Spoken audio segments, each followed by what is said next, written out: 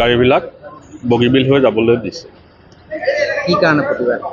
জুবিন দাৰ মানে কাৰণে যোৰহাটৰ নিনিয়াৰ কাৰণে আপোনাৰ গাড়ীবিলাক ধৰক যোৰহাটৰ প্ৰতিবাদ হোৱাৰ কাৰণে এইফালেদি ঘূৰি যাব লগা হৈছে।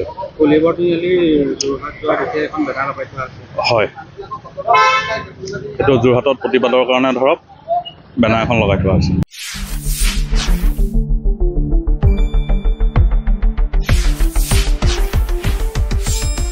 শুদ্ধ আৰু বিস্তৃত বাতৰিৰ বাবে চাই থাকক নিউজ ডেস্ক ৰিপোৰ্ট।